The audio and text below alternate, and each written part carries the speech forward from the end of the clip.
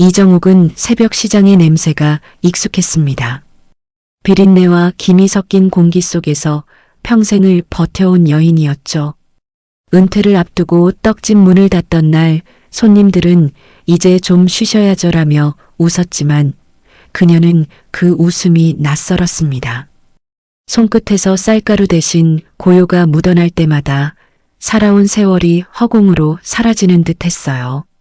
그녀는 남편 없이 아들을 키워내며 오직 가족이라는 한 줄기 신념으로 버텼습니다. 그날 저녁 식탁에는 낯선 제안이 올려졌습니다. 어머니, 요즘 부동산이 많이 올라요. 이 집 제 명의로 해두면 절세가 돼요. 며느리 박소연의 목소리는 달콤하게 들렸습니다.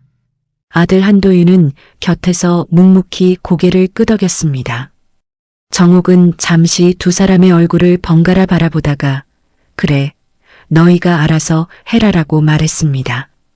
며칠 후 그녀는 동사무소에 가서 서류에 도장을 찍었습니다. 손끝이 떨렸지만 가족을 믿는 마음 하나로 꾹 눌러 찍었죠. 그녀는 서류가 단순한 형식이라 생각했습니다. 하지만 그것이 집의 운명을 바꾸는 계약서라는 걸 몰랐습니다. 본격적인 이야기에 앞서 지금 바로 구독과 좋아요를 누르시면 앞으로도 계속해서 실제 있었던 충격적인 사연들을 무료로 보실 수 있고 잠시 놓쳤던 사연들도 무료 다시 보기 가능하십니다. 구독과 좋아요는 완전 무료이니 지금 바로 클릭하세요. 만약 더 많은 사연을 보고 싶으시면 댓글창에 있는 고정 댓글 또는 지금 보이는 영상 제목 아래 있는 더보기 설명란에 있는 링크를 클릭하세요. 이제 바로 이야기를 시작하겠습니다. 부동산 중개인 윤 사장은 친절하게 웃으며 명예로운 결정이십니다라 말했지만 그 미소 속에 불편한 그림자가 스쳤습니다. 정옥은 이상한 예감을 떨쳐내려 애써 미소를 지었습니다. 그날 밤 그녀는 작은 집 거실에 홀로 앉았습니다.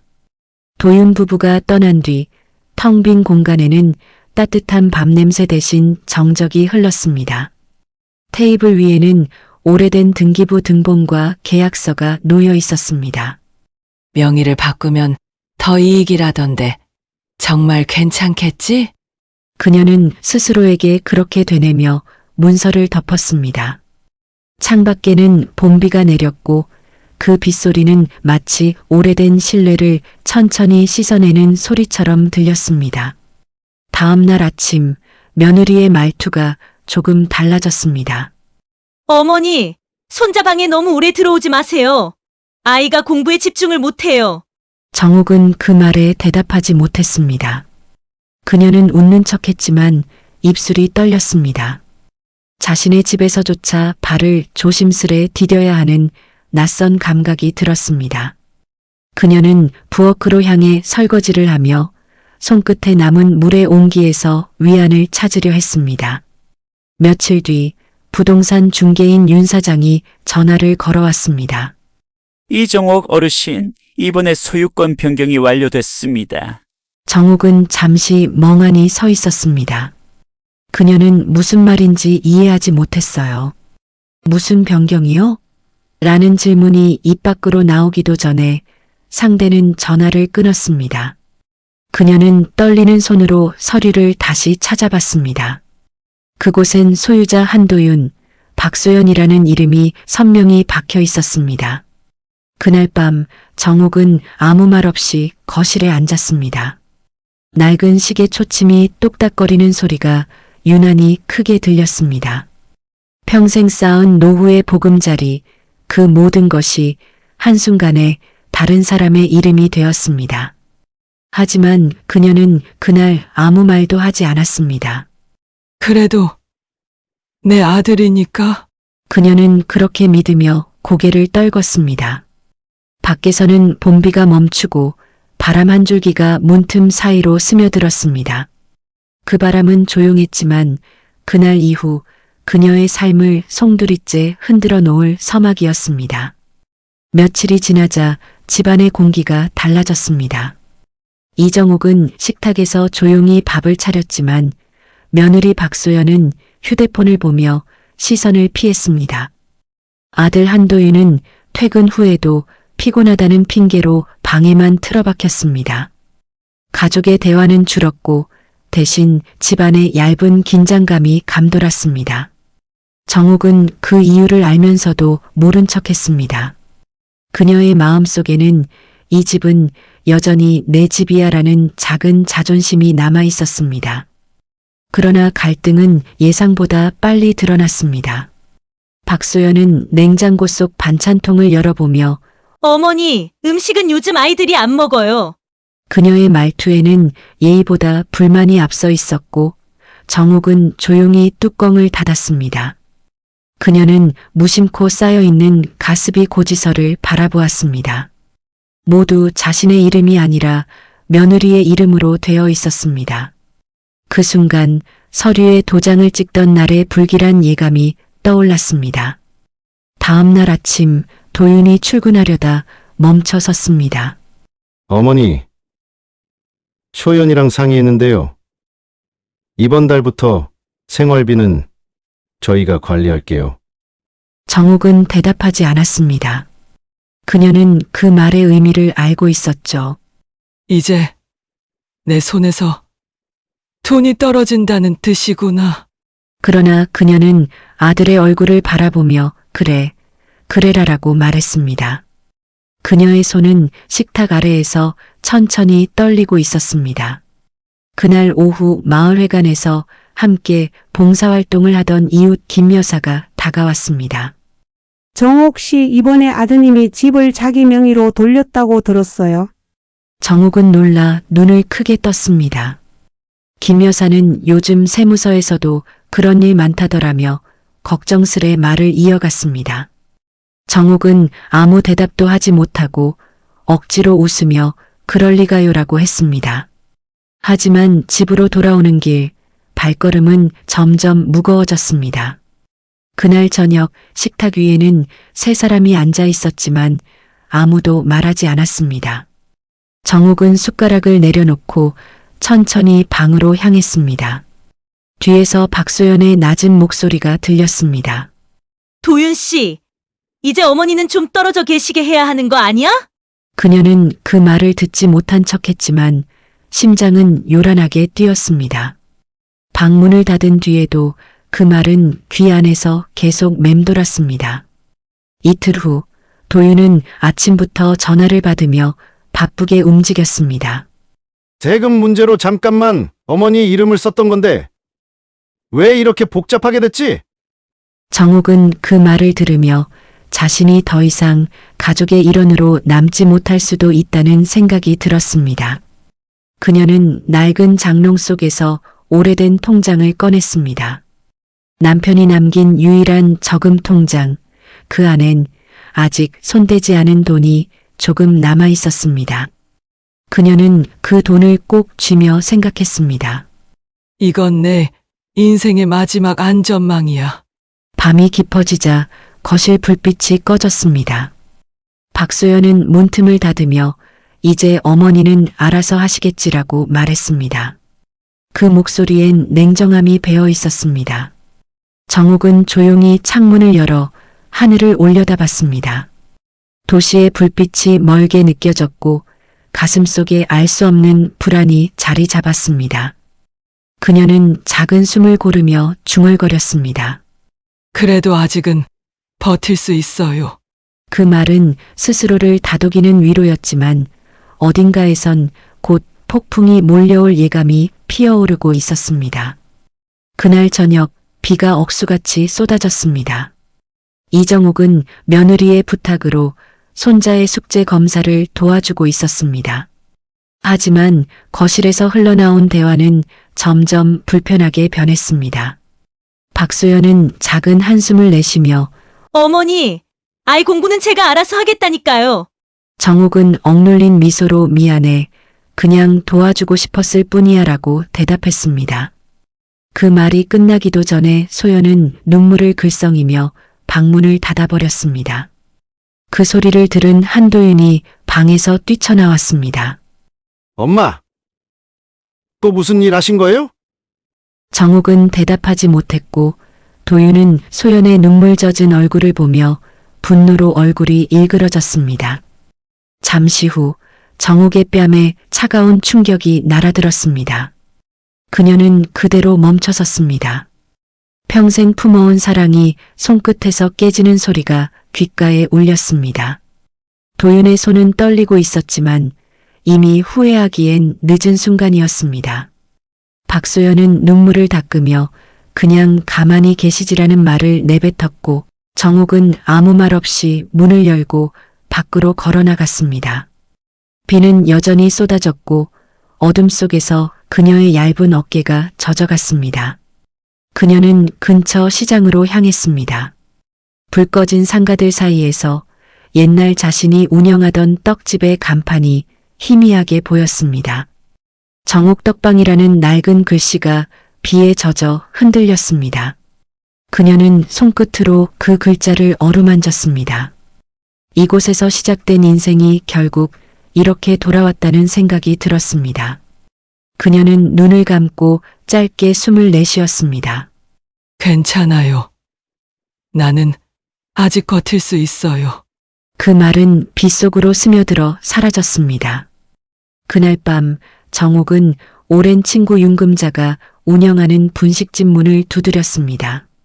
금자는 젖은 그녀의 모습을 보고 아무 말 없이 수건을 내밀었습니다. 정옥은 국수 한 그릇을 받아들며 손을 녹였습니다. 국물 속 김이 올라오며 오래된 기억들이 천천히 떠올랐습니다. 남편이 세상을 떠나던 날 어린 도윤의 손을 잡고 이제부터 우리가 가족이야 라고 다짐했던 그때의 자신이 겹쳐졌습니다. 그녀는 국수를 다 먹지도 못하고 수저를 내려놓았습니다. 금자는 조용히 물었습니다. 정옥 씨 이제 어떻게 할 거야? 정옥은 천천히 고개를 들고 대답하지 않았습니다. 그녀의 눈빛엔 분노가 아닌 결심이 깃들어 있었습니다. 그날 이후 정옥은 금자의 분식집에서 아르바이트를 시작했습니다. 새벽마다 식자재를 나르고 손님이 떠난 자리에 남은 그릇을 닦았습니다. 비린내와 기름 냄새가 뒤섞였지만 마음은 오히려 고요했습니다. 그녀는 가족에게 아무 말도 하지 않았습니다. 하루하루 버티며 자신만의 방식으로 삶을 다시 세우고 있었습니다. 그녀는 생각했습니다. 가족이란 믿음이 깨져도 끝까지 책임지는 거라 생각했는데 이제는 그 믿음조차 나를 속박하네요. 그녀는 마지막 그릇을 씻어내고 창문 밖을 바라봤습니다. 새벽이 오고 있었고 그 하늘 아래 그녀의 인생이 다시 움직이기 시작했습니다. 며칠 후 이정옥은 며느리 박소연의 차가운 시선을 다시 마주하게 되었습니다. 박소연은 주방에서 설거지를 하며 짧게 한마디 던졌습니다. 어머니, 이번 주엔 친정 식구들 오실 거예요. 며칠만 친정이나 친구 집에 다녀오시면 좋겠어요. 그 말은 공손했지만 그 속엔 분명한 배제가 담겨 있었습니다. 정옥은 잠시 말없이 서 있었지만 이내 고개를 끄덕였습니다. 그래. 잠깐 나가 있으마. 그녀는 방으로 들어가 작은 가방을 챙겼습니다. 오래된 옷 몇 벌, 약통, 그리고 남편의 사진 한 장. 그녀는 그 사진을 가만히 쓸어내리며 속삭였습니다. 당신, 나 이제 정말 혼자네. 그녀는 그날로 집을 나섰습니다. 비어있는 마음을 끌어안고 다시 분식집으로 향했습니다. 윤금자는 놀라며 정옥 씨 무슨 일 있어? 라고 물었지만 정옥은 그저 잠깐 머물 곳이 필요해요라고 짧게 대답했습니다. 금자는 말없이 뒷방에 작은 이불을 깔아주었습니다. 그곳은 따뜻했지만 낯선 공기가 가득했습니다. 밤이 되자 정옥은 가게 불빛을 바라보며 긴 한숨을 내쉬었습니다. 그녀는 이 나이에 다시 시작이라니라고 중얼거렸습니다. 창밖에선 손님들의 웃음소리가 들렸고 그 소리가 오히려 쓸쓸하게 들렸습니다. 다음 날 아침 정옥은 새벽부터 분식집 문을 열었습니다. 손님이 몰려들자 바쁘게 움직였고 손끝엔 여전히 익숙한 부지런함이 묻어 있었습니다. 하지만 마음 한구석엔 불안이 가시지 않았습니다. 내 집에 다른 사람들이 웃고 있겠지. 그녀는 불판 위에서 튀어오르는 기름방울을 바라보며 혼잣말처럼 중얼거렸습니다. 그날 저녁 금자는 TV 뉴스를 틀었습니다. 부동산 명의 이전과 관련된 세금 단속이 강화된다는 소식이 흘러나왔습니다. 정옥은 숟가락을 멈추고 화면을 바라봤습니다. 그녀의 눈빛에 작은 변화가 스쳤습니다. 마치 오랜 잠에서 깨어난 사람처럼 고요한 확신이 찾아왔습니다. 며칠 뒤 한도윤이 전화를 걸어왔습니다. 엄마, 세무서에서 연락 왔어요. 예전에 명의 바꿨던 거 때문에 조사 나온대요. 정옥은 조용히 들었습니다. 엄마 이름으로 되어 있던 거라 좀 도와주셔야 할 것 같아요. 그녀는 짧게 대답했습니다. 그래요. 도와줄게요. 하지만 그 말 뒤에는 이전과는 다른 냉정한 결심이 숨어 있었습니다. 그녀는 다음 날 바로 서류 가방을 챙기며 중얼거렸습니다. 이번엔 나도 가만히 있지 않을 거야. 그날 밤 정옥은 가게 불을 끄고 혼자 남았습니다. 테이블 위에 남은 컵 2개, 그리고 낡은 계산기 하나가 보였습니다. 그녀는 한참을 바라보다가 천천히 일어섰습니다. 밖에는 비가 내리고 있었지만 이번엔 피하지 않았습니다. 그녀는 조용히 비를 맞으며 걸었습니다. 그 발걸음은 흔들리지 않았고 눈빛엔 오랜 상처 대신 새로운 결심이 자리하고 있었습니다. 그녀는 그 길의 끝에 무엇이 기다리든 두렵지 않았습니다. 이제 그녀의 마음은 더 이상 누군가의 어머니가 아니라 한 인간으로서의 자신을 되찾고 있었습니다. 이정옥은 다음 날 아침 깔끔하게 다린 옷을 입고 세무서를 찾았습니다. 창구의 젊은 직원이 서류를 확인하며 놀란 듯 눈을 들었습니다. 어르신, 이건 불법 명의 이전으로 보입니다. 혹시 본인 동의 없이 진행된 건가요? 정옥은 잠시 침묵하다가 고개를 끄덕였습니다. 그녀는 차분한 목소리로 제가 직접 해결하고 싶어요라고 말했습니다.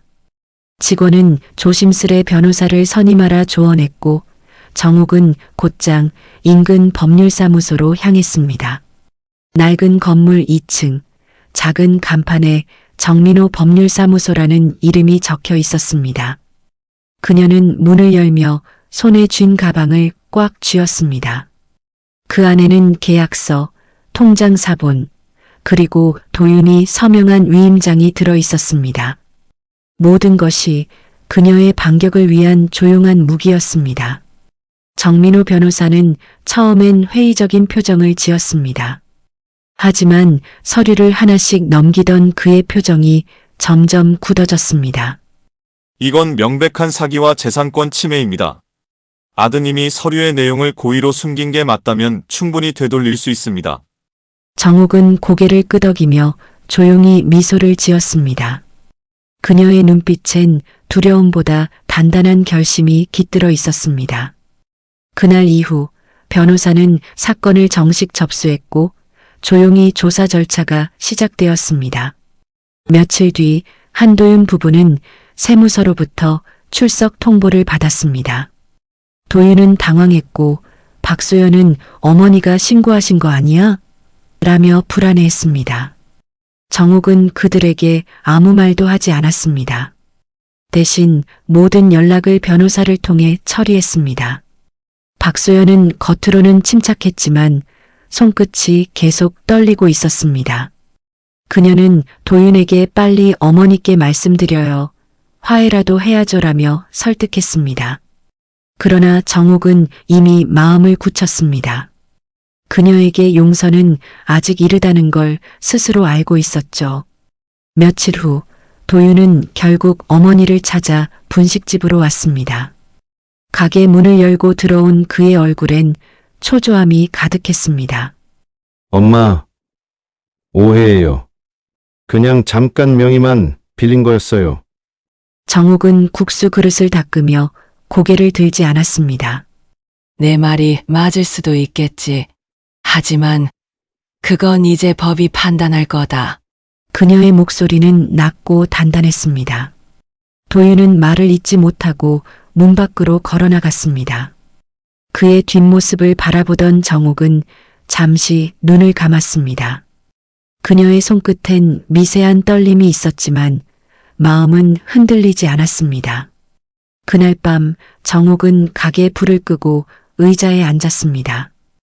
바깥에는 가을비가 조용히 내리고 있었습니다. 그녀는 낮에 본 법원 서류를 떠올렸습니다. 재산권 침해 소송 접수 완료. 그 문장을 다시 떠올릴 때마다 오랜 억눌림이 조금씩 사라지는 기분이 들었습니다. 그녀는 조용히 눈을 감았습니다. 이제야 내 인생을 내가 지키는구나. 그 말은 속삭임처럼 작았지만 그녀의 남은 삶을 완전히 바꿔놓을 서막이었습니다. 며칠 뒤 법정 안은 조용한 긴장감으로 가득했습니다. 이정옥은 깔끔한 회색 재킷을 입고 증인석에 앉았습니다. 그녀의 앞에는 한도윤과 박소연이 앉아 있었고 두 사람은 불안한 눈빛으로 서로를 바라보고 있었습니다. 판사는 냉정한 목소리로 질문을 던졌습니다. 이 서류에 서명한 사람이 맞습니까? 정옥은 고개를 끄덕였습니다. 맞습니다. 하지만 그때는 내용을 몰랐습니다. 그녀의 목소리는 떨리지 않았습니다. 정민호 변호사는 준비해온 자료를 차분히 꺼내 들었습니다. 이 서류는 허위명의 이전이며 피고 측이 고의로 어머니의 재산을 편취한 정황이 명확합니다. 도윤은 얼굴이 하얗게 질렸습니다. 박소연은 고개를 숙이고 입술을 깨물었습니다. 정옥은 그 모습을 바라보며 한순간 눈을 감았습니다. 그녀는 분노보다는 깊은 피로감이 밀려왔습니다. 저는 단지 가족을 믿었습니다. 그런데 그 믿음이 저를 지옥으로 끌고 갔어요. 법정 안이 잠시 조용해졌습니다. 판사는 고개를 숙이며 진술 감사합니다라고 말했습니다. 그 말 뒤로 오직 서류 넘기는 소리만 들렸습니다. 한도윤은 급히 자리에서 일어나 어머니, 정말 죄송해요. 제가 잘못했어요 라고 외쳤습니다. 그러나 정옥은 그를 바라보지 않았습니다. 그녀의 시선은 오직 판사석을 향해 있었습니다. 그녀의 눈빛은 냉정했지만 그 속엔 오랜 세월의 상처가 스며 있었습니다. 판사는 잠시 정적을 깬 뒤 판결문을 읽기 시작했습니다. 본 법원은 원고 이정옥의 주장을 인용하며 피고 측의 재산명의 이전을 무효로 한다. 그 순간 정옥의 눈가가 살짝 흔들렸습니다. 마치 오래된 사슬이 끊어지는 듯한 해방감이 느껴졌습니다. 법정 밖으로 나오는 길, 기자 한 명이 다가왔습니다. 어르신, 한 말씀만 부탁드립니다. 정옥은 천천히 걸음을 멈추고 말했습니다. 오늘의 판결은 복수가 아닙니다. 그냥 잘못된 사랑에 대한 마침표예요. 그녀는 그 말 뒤에 아무 설명도 덧붙이지 않았습니다. 변호사 정민호는 옆에서 조용히 고개를 끄덕였습니다. 그날 오후 신문에는 노모의 용기, 가족 사기 사건 승소라는 제목이 실렸습니다. 하지만 정옥은 그 기사를 보지 않았습니다. 그녀는 단지 따뜻한 국 한 그릇을 먹으며 조용히 지난 세월의 그림자를 지워내고 있었습니다. 판결이 난 지 며칠 후 한도윤은 회사에서 해고 통보를 받았습니다. 세무조사와 법정 판결이 겹치며 그의 이름은 가족 사기 사건의 장본인으로 남았습니다. 그는 모든 걸 잃은 채 허름한 고시원에 머물렀습니다. 밤마다 술 냄새가 진동하는 좁은 방에서 도윤은 손에 쥔 휴대폰을 수십 번 꺼내 들었다 놓기를 반복했습니다. 엄마에게 사과해야 한다는 생각과 이제 와서 무슨 나츠로라는 자책이 뒤섞여 가슴을 짓눌렀습니다. 박소연은 그를 떠났고 아이는 외가로 보내졌습니다. 도윤은 결국 그 길의 끝에서 무너졌습니다. 그러나 인생은 아이러니하게도 그 무너짐 속에서 새로운 길이 시작되었습니다. 며칠 후 정옥은 예상치 못한 방문을 받았습니다. 낯익은 목소리가 가게 문을 조심스레 두드렸습니다. 할머니 저예요. 지호예요. 그녀는 놀라 눈을 크게 떴습니다. 눈앞에 선 손자는 어느새 청년이 되어 있었습니다. 지호는 고개를 숙이며 아빠가 많이 후회하고 있어요. 이제는 정말로 할머니께 용서받고 싶대요라고 말했습니다. 정옥은 한동안 아무 말도 하지 않았습니다. 손자의 얼굴에서 젊은 날의 도윤이 겹쳐졌습니다. 그녀는 잠시 창밖을 바라보다 조용히 말했습니다. 그럼 내 아버지에게 전해줘. 잘 살 거라. 그게 벌이다. 지호는 그 말을 듣고 눈시울이 붉어졌습니다. 그는 조심스레 가방에서 봉투 하나를 꺼냈습니다.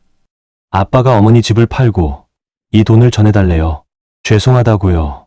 정옥은 봉투를 바라보다가 천천히 밀어냈습니다. 그건 필요 없어. 그 돈이 나를 아프게 했으니까. 지호는 아무 말 없이 고개를 숙였습니다. 정옥은 손자의 어깨에 손을 얹으며 대신 내가 잘 살아줘. 그게 진짜 속죄야라고 말했습니다.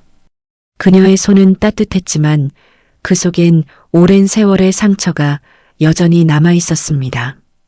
그날 밤 정옥은 조용히 가게 문을 닫았습니다. 바깥에 가로등 불빛이 희미하게 비치고 있었습니다. 그녀는 가방에서 오래된 사진 한 장을 꺼냈습니다. 남편, 어린 도윤, 그리고 젊은 자신이 함께 웃고 있는 사진이었습니다. 그녀는 그 사진을 바라보다 조용히 미소를 지었습니다. 결국 인생은 돌고 도네요. 사랑도 상처도 다 제자리로 돌아오는 법이죠. 그녀는 사진을 조심히 접어 주머니에 넣었습니다. 그리고 문을 닫으며 천천히 속삭였습니다. 이제는 진짜 끝낼 때가 왔어요. 이른 새벽 바닷가 마을의 공기가 차갑게 맴돌았습니다. 이정옥은 작은 여행 가방을 들고 고향 앞바다에 서 있었습니다. 오랜 세월이 흘렀지만 파도 소리는 여전히 같았습니다. 그녀는 모래사장 위에 조용히 앉아 신발을 벗었습니다. 바닷바람이 머리카락 사이를 스치며 흩어졌습니다. 정옥은 손끝으로 차가운 모래를 쥐며 중얼거렸습니다. 이제야 숨이 놓이네요. 다 지나갔어요. 그녀의 얼굴에는 미소가 번졌습니다. 그 미소는 슬픔이 아니라 오래된 고통을 놓아주는 평화의 표정이었습니다. 그녀는 가방에서 봉투 하나를 꺼냈습니다. 손자 지호에게 보낼 편지였습니다. 지호야, 내가 잘 사는 게 나의 마지막 소원이다. 누구를 미워하기보다 삶을 사랑하는 사람이 되렴. 짧은 문장 하나하나에 그녀의 인생이 담겨 있었습니다. 그녀는 편지를 봉투에 넣어 닫았습니다. 곁에 있던 우체통에 넣으며 작은 한숨을 내쉬었습니다. 이제 정말 끝이구나. 그녀의 목소리는 고요했지만 단단했습니다. 마을의 작은 버스가 정류장에 멈췄습니다. 운전기사는 반갑게 인사하며 어르신, 어디까지 가세요? 라고 물었습니다. 정옥은 미소를 지으며 대답했습니다. 그냥 끝까지요. 버스 창문 밖으로 바다가 멀어졌고 햇살이 천천히 비쳐들었습니다. 그녀는 창밖을 바라보며 속삭였습니다. 내가 지켜야 할 건 집이 아니라 내 마음이었네요.